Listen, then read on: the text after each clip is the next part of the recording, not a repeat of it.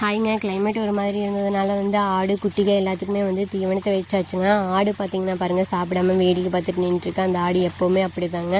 மாடுகளுக்குமே தீவனம் வச்சாச்சு, கண்ணுக்குட்டிக்கும் தீவனம் வச்சாச்சுங்க. பால்காரர் இப்போ தான் வந்து பால் கறந்துட்டு போனார். என்னடா இந்நேரத்துக்கு பால் கறந்தாரா அப்படின்னு கேட்குறீங்களே.